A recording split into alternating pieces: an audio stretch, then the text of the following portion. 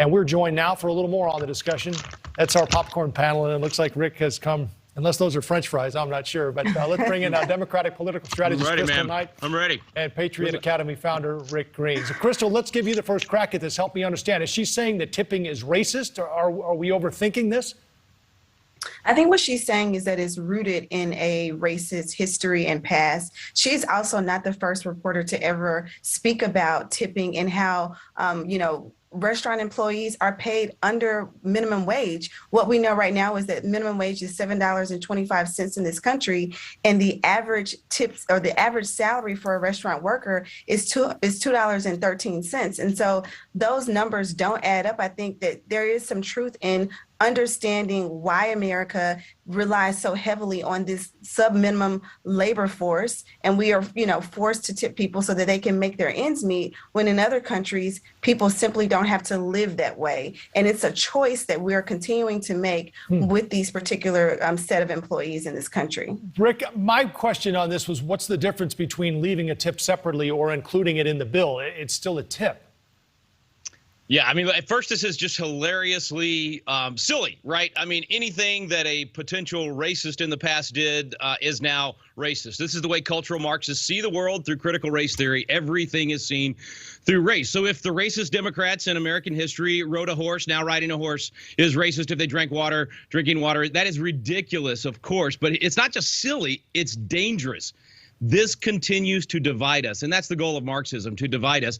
It makes us not look at each other as brother and sister and fellow American and just a fellow human being, or as my friend Alveda King likes to say, that we're all one race. It continues to say that somehow your color of your skin is what decides what you can or cannot do. So I wouldn't even call her a journalist. She is known through the 1619 Project for not being very accurate about her history and trying to divide our American people through the idea of racism. I think we need to come back to the idea of, hey, we're all in this thing together.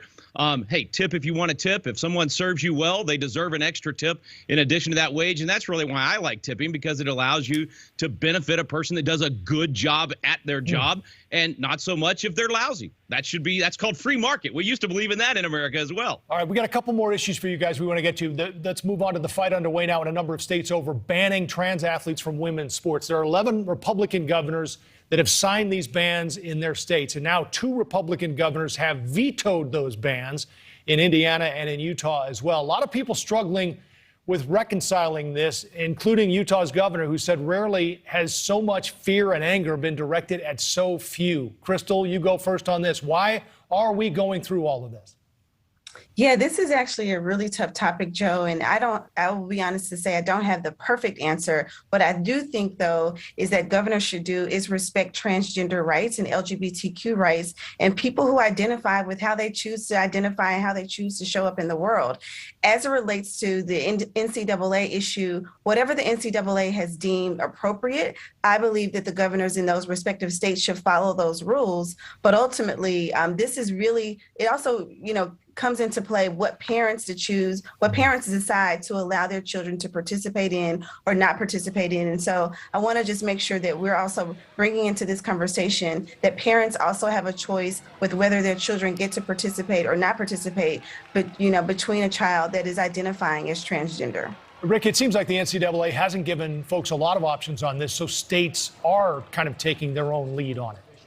Yeah, I would say the parents have been removed from the equation in most of these scenarios. It was weird last week, Joe. I was agreeing with Kristal on so many things because she was actually advocating for Trump energy policies. She might see it different, but what she said was exactly that. Listen, here's what in terms of this is not complicated. This is not difficult. I disagree with Kristal tonight. It's not difficult at all. Women should compete in women's sports, men in men's sport. This is wrong. This is so wrong that men are going over into women's sports and taking these championships away. Hats off to Ron DeSantis for actually recognizing the real NCAA swimming champ, which was an actual girl, not this guy, Leah Thomas, who's acting like a girl in these sports. This is absolutely wrong. It's a no-brainer. This should not be difficult, and shame on these Republican governors for not protecting women. Go ahead, Kristal. Rick, how do you reason with a person who is identifying as a trans woman? You don't let them participate in women's sports. There's all kinds of ways to show compassion, but you don't show compassion or love by allowing a man to go over and compete with women. That's simple logic. Yeah, all Right, but the NCAA has allowed them to participate. So how do you go back and reverse that? Yeah, if they they've have already indeed, allowed- which is why states are doing this. Listen, we want to get you on one more thing, guys, before we go. The latest Biden-Harris beef. Dr. Jill Biden, in a new book, questioned her husband's selection of Harris as a running mate. Of all the people in the country, basically, she said, you picked the one person who attacked you. And that, of course, came from an early debate. Kristal, in hindsight, Harris's numbers are even lower than President Biden's. Was it a mistake picking her for the ticket?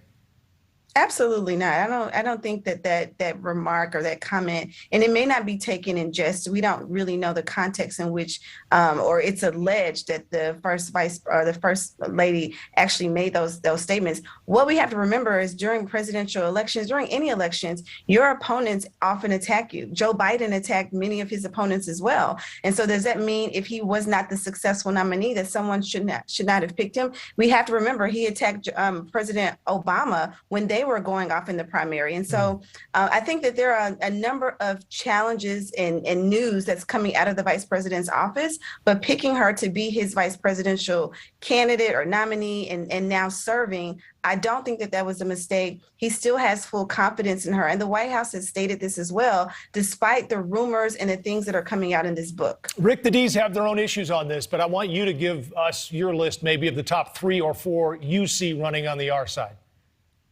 Well, real quick on that one, I would say worst VP pick in the history of mankind. They could have had Tulsi Gabbard, who actually has a brain and is smart and can articulate it, and would have been a fantastic president to replace Joe Biden. That's why I didn't ask you about it, Rick, because I figured that's what you were going to say. Give us your 3 names. Didn't even win any votes. As far as the R's, it's pretty easy. Ron DeSantis leads the pack by far. Best governor in America. Kristi Noem would be fantastic. I think Kristi Noem would be the best pick if Trump ends up running for president again and gets the nomination. But if Ron DeSantis is the nominee, well, actually, same thing. I'd love to see DeSantis Noem. That'd be a phenomenal ticket. All right, we'll see. Kristal Knight, Rick Green, it's great to have you both, as always. Thank you. Thank you. Thank y'all. Thank you for watching. Click the red subscribe button below so you can get more of NewsNation's fact-driven, unbiased coverage.